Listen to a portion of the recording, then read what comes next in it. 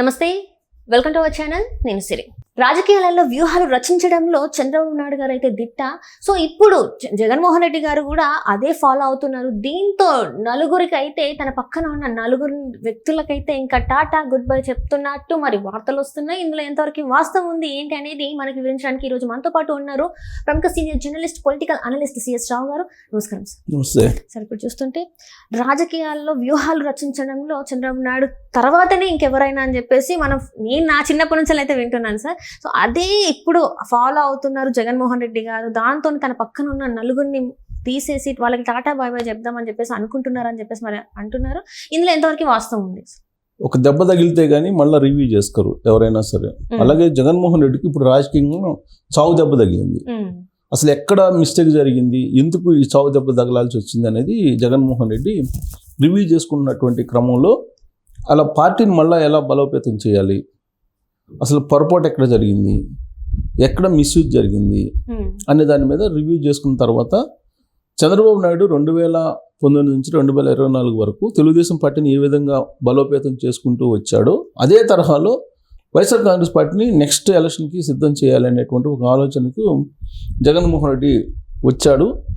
ఆ మేరకు కొన్ని సంకేతాలు కూడా పార్టీ క్యాడర్కి ఇచ్చారు అని చెప్పి తెలుస్తుంది. ఏంటి ప్లాన్ ఏంటి, అసలు వ్యూహం ఏంటి, చంద్రబాబు నాయుడు ఎలాంటి వ్యూహంతో ఇచ్చారు, ఇప్పుడు జగన్మోహన్ రెడ్డి అదే వ్యూహాన్ని ఎలా ఇంప్లిమెంట్ చేయబోతున్నారు అని అంటే, ఇటీవల వరకు వైఎస్ఆర్ కాంగ్రెస్ పార్టీ ఎలా నడిచింది, నలుగురిని పెట్టుకున్నాడు, ఆ నలుగురి మీద నడిపించాడు ఆ పార్టీని. ఆయనేమో తాడేపల్లి ప్యాలెస్ నుంచి బయటికి రాలేదు, అడుగు తీసి అడుగు పెట్టకుండా పార్టీని నడిపించారు. దాంతో సీన్ కట్ చేస్తే 11 మంది ఎమ్మెల్యేలకు పరిమితమయ్యాడు. ఇప్పుడు ఆ నలుగురు కారణంగానే నష్టపోయాము అనేది జగన్మోహన్ రెడ్డికి బాగా అర్థమైంది. ఆ నలుగురు ఎవరెవరు అంటే, ఉత్తరాంధ్రలో వైవి సుబ్బారెడ్డికి అప్పచెప్పారు ఉత్తరాంధ్రని, గోదావరి జిల్లాలనేమో మిథున్ రెడ్డికి అప్పచెప్పాడు, ఈ కోస్తా గుంటూరు ప్రకాశం నెల్లూరు జిల్లాలనేమో సాయిరెడ్డికి అప్పచెప్పాడు, ప్రకాశం నెల్లూరు జిల్లాలని, రాయలసీమనేమో పెద్దిరెడ్డి రామచంద్రారెడ్డికి అప్పచెప్పారు. సీఎం అక్కడ ఆ రోజు సీఎంగా ఉన్నప్పుడు ఆయన సీఎం ఆఫీసులోనేమో ధనంజయ రెడ్డిని పెట్టుకున్నాడు. ఈ బ్యాచ్ ఈ నలుగురే ముంచేశారు అనేది జగన్మోహన్ రెడ్డికి అర్థమైంది. ఎలా ముంచేశారు అనే దాని మీద పోస్ట్ మార్టం చేసుకున్నప్పుడు ఎవరైనా సరే జగన్మోహన్ రెడ్డిని కలవడానికి రావాలన్నా, లేదంటే జగన్మోహన్ రెడ్డితో మాట్లాడాలన్నా వీళ్ళు రానిచ్చేవాళ్ళు కాదు. వాళ్ళే అన్ని డీల్ చేసి అటు నుంచి అటు పంపించేవాళ్ళు. దాంతో గ్యాప్ పెరిగిపోయింది, క్యాడర్కి జగన్మోహన్ రెడ్డికి గ్యాప్ పెరిగిపోయింది అనేది ఆయనకి బోధపడింది. 2019 ఎన్నికలకు ముందు అందరితోటి కలిసిమెలిసి తిరిగేవాడు జగన్మోహన్ రెడ్డి. సామాన్యులతో కూడా కలిసి మాట్లాడి వాళ్ళ భుజం మీద చేసి మాట్లాడేటువంటి పరిస్థితి. ఎప్పుడైతే అధికారంలోకి వచ్చాడో, అధికారంలోకి వచ్చిన తర్వాత గ్రామ స్థాయి లీడర్లకి, అక్కడ ఉన్నటువంటి ఎమ్మెల్యేలకి గ్యాప్ పెరిగింది, ఎమ్మెల్యేలకి మంత్రులకి మధ్య గ్యాప్ పెరిగింది, మంత్రులకి సీఎంకి మధ్య గ్యాప్ పెరిగింది. దాంతో మొత్తం నీటి బుడగలాగా పార్టీ పగిలిపోయింది.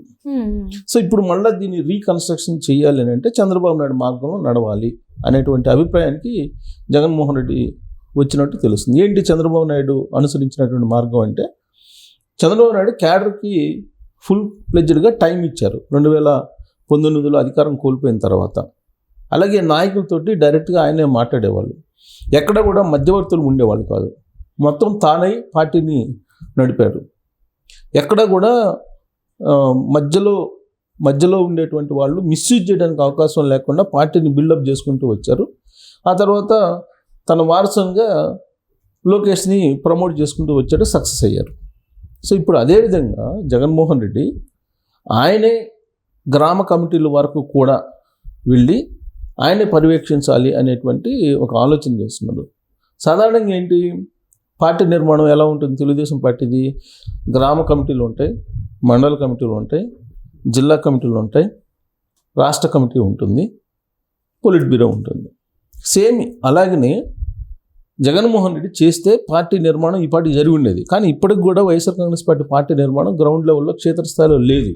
దానికి కారణం ఏంటంటే, రీజనల్ కోఆర్డినేటర్లు అనేటువంటి ఒక సిస్టమ్ తీసుకొచ్చి 4 రీజియన్లకి 4 అప్పచెప్పేశాడు.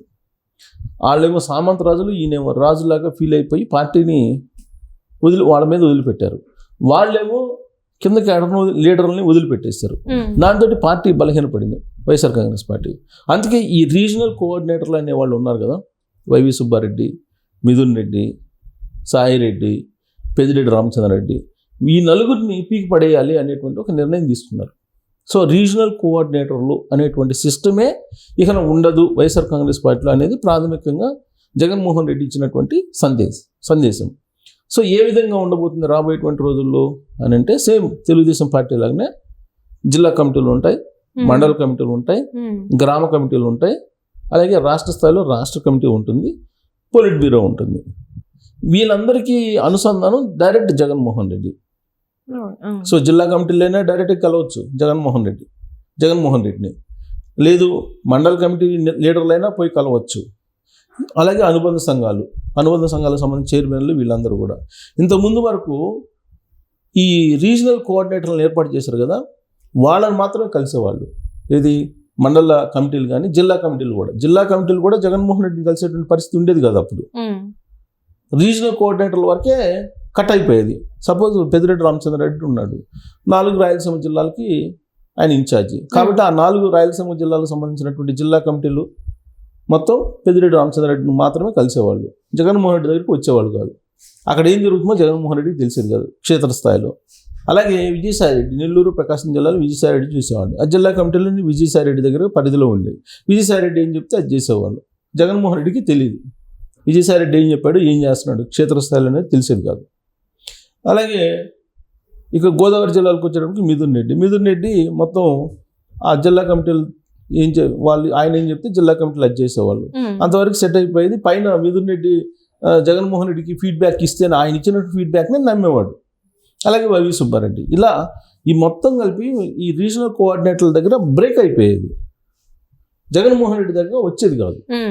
సో దీంతో క్యాడర్లో కానీ లీడర్లో కానీ అసహనం పెరిగిపోయింది అనేటువంటి ఉద్దేశంతో ఇప్పుడు మొత్తం ఈ రీజనల్ కోఆర్డినేటర్ల సిస్టమ్ ఈ నలుగురిని పదవుల నుంచి తప్పించేసి జిల్లా కమిటీలు నేరుగా జగన్మోహన్ రెడ్డిని కలిసేటట్టు ఆయన రాబోయేటువంటి రోజుల్లో ఆ మేరకు ప్రణాళిక రచించుకుంటున్నాడు. సేమ్ చంద్రబాబు నాయుడు ఎలా చేశారో అలానే.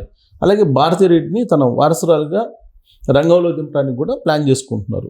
సో చంద్రబాబు నాయుడు ఏ విధంగా అయితే లోకేష్ని పవర్ పాయింట్గా తయారు చేశారో, రెండో పవర్ పాయింట్గా తెలుగుదేశం పార్టీలో, అదే తరహాలో భారతీ రెడ్డిని కూడా పవర్ పాయింట్గా తయారు చేయడానికి ఒక బ్లూ ప్రింట్ తయారు చేశారు.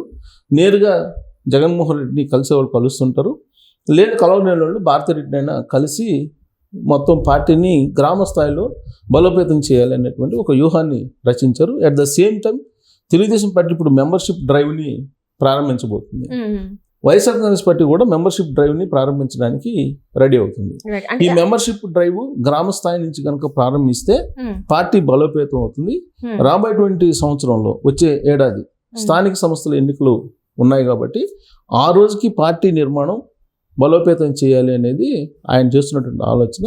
చంద్రబాబు నాయుడు ఏం చేశారో అదే తరహాలో పార్టీని బిల్డప్ చేసుకునేదానికి ప్రయత్నం చేస్తూ ముందుకెళ్తున్న పరిస్థితి. అంటే టోటల్గా ఇక జగన్మోహన్ రెడ్డి అండర్లోనే గ్రామ స్థాయి నుంచి రాష్ట్ర స్థాయి వరకు కూడా పార్టీ మొత్తం ఆయన కన్సర్న్లోనే ఉండేటువంటి అవకాశం ఉంది. ఆ నలుగురిని పక్క తప్పించబోతున్నారు. ఈ విషయం తెలుసుకున్నటువంటి వైఎస్ఆర్ కాంగ్రెస్ పార్టీ క్యాడర్ సంతోషపడుతుంది.